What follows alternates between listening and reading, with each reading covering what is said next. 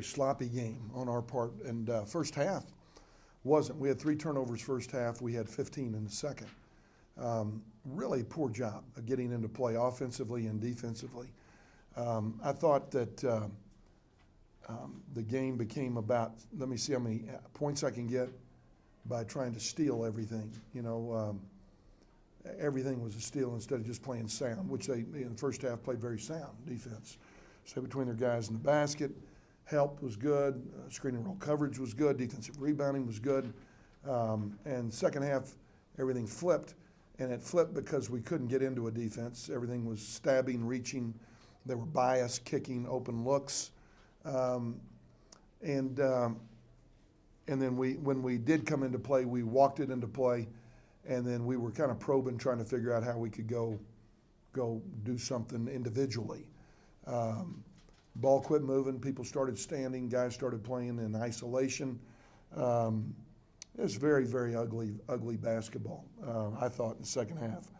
And it's got to be better. We don't practice that way, but for some reason, something kicked in the second half that wasn't real pretty. Agenda-wise, points-wise, me getting mine, whatever it was. But I didn't like it. Hooper Vince, 7 boards first half, I guess, was a positive. The fact their leading scorer had 1 field goal, Bernard, I guess that was a positive. I thought Irvin did that very, very well. Then again, flip it in 3-on-2 situations, 2-on-1. I didn't think decision-making was good in his decision-making or any of our guys in the open floor. And I've always said that's how you measure good players versus bad players, is open floor decisions and how you play in those situations. Can you finish a play? When you have advantage, you have numbers, can you go finish a play and make a play easier for the next guy? And we didn't do that very well tonight.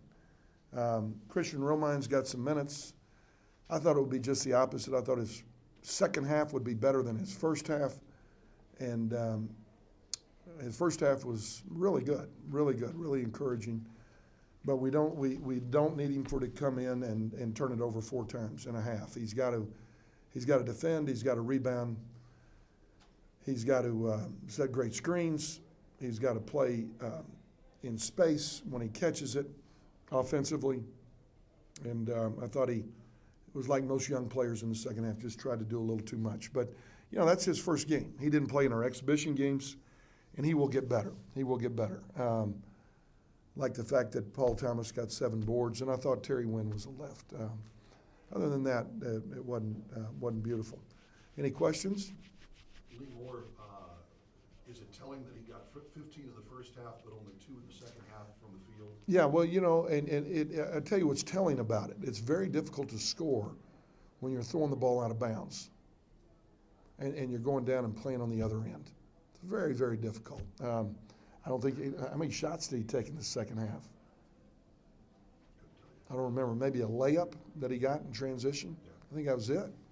But I don't know that he had real opportunities to play. There seemed like a 5-minute stretch there, kind of going back to what you talked about, not getting to the offense, turning it over. Did you kind of purposely not call timeout just to see if they could work through? Yeah, I thought they'd figure it out. They didn't. Yeah, they didn't. You know, obviously, if the game had been different, a little tighter, I would have. But I'd like for them to try to figure some things out. At times, it didn't look like it was going to happen. Early thoughts on Corpus Christi, particularly Thursday? Thursday, Southern Illinois, or Friday, isn't it? Friday game, Southern Illinois. It will be a team that I have not watched. We had one assistant who's been on that game, has looked at it. I think they have 2 nice wins at this point. Beat a Kent State team that took us to overtime here in the Sun Bowl a year ago.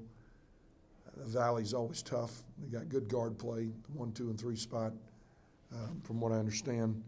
It'll be a challenge. I mean, you know, we couldn't have beaten snappy junior high team here in that second half tonight, you know, the way we played. I didn't play very well. So without seeing them, I know it's going to be a challenge. And then, you know, if you're fortunate enough to get by them, you've got the #1 RPI team in the United States. Colorado State's number 1 in the RPI right now. They beat Northern Iowa in Northern Iowa, and of course Northern Iowa beat Carolina on Saturday. And they're undefeated and playing very well. So, you know, it'll be good for us, I guess, but I'm looking forward to practice tomorrow after this second half, tell you that. What's going to be the message? You've seen good, you've seen bad, but what's going to be that message tomorrow? These guys getting ready for Friday. Well, we're gonna go at it with a lot of spirit tomorrow. See if we can't get a little better concentration. Are there any more kind of official or updated diagnosis of Broderick's or Matt? Yes, there is. Broderick Jones will have surgery tomorrow. The positive is that it is a meniscus and not a cartilage. We don't know the extent of the meniscus tear at this point.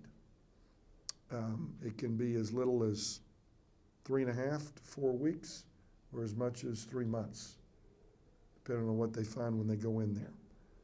In Matt's case, he's going to have surgery on his foot, and he will be finished for this year.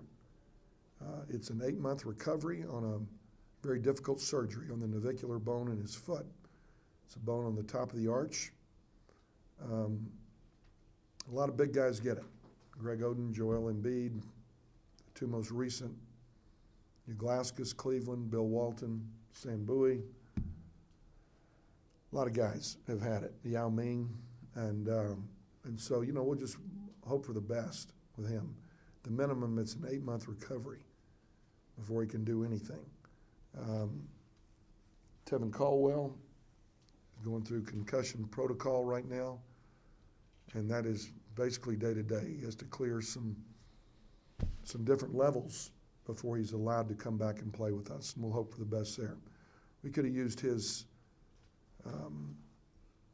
energy tonight in that second half.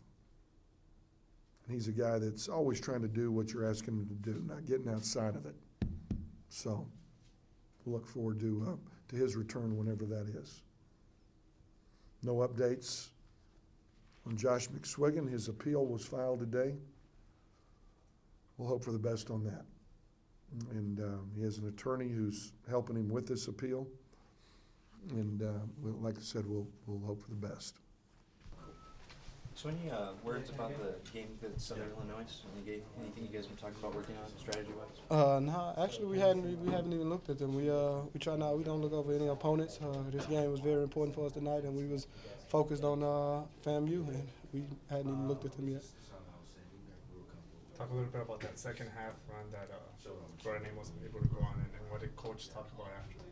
Yeah, it was just we just gave up a few lapses on defense. We weren't sprint back, we weren't finding our man in transition, and that's just on us as guards. You know, we lead the team in getting back and stopping the ball at the 10-second line, and that's what we do. And we didn't do it in the second half. What's on your first 2 road games, and how do you think you guys will react? We're looking forward to it. Actually, we're a tight-knit team, you know, and we're looking forward to being able to get out on the road and travel with each other, and just learning more about each other as the season goes. First half was good. Second half, we definitely lacked. I would say transition the most. Stopping the ball was something we need to work on, or I need to work on. 3 for 10 today. Was there something that was bothering you, maybe something that was showing you in defense? No, not really. Just missing shots. You know, I know they're far. I put a lot of work in. Every now and then you have days like that, but can't let that discourage me or anything like that. Just keep working, and things will fall. What about you guys in the second half? You guys had like a 5-minute. Yeah. You guys had a lot of turnovers. It was kind of a tricky time because we were up kind of big, but it wasn't that much time left, so we were kind of stalled, and we stopped getting aggressive. So it kind of played out of our hands a lot, but we were careless with the ball, so there's no excuse for that. Just something we need to work on. That zone kind of throw you off a little bit too? No, not really. We go against that every day. It's just got careless. Got comfortable with the lead, and got real mature in that stage. We're looking forward this weekend, big tournament. Southern Illinois coming out obviously first. What's kind of the goal for the locker room? Yeah, definitely. This is the first time we're on the road, so it's gonna be a challenge for us. And, everybody's been talking about it, ready to get down there and play some good competition. You guys feel like this could be like a quote-unquote coming out party for people around the nation? Yeah. This is our opportunity to be seen nationally and get some of that respect that we've been working for all summer.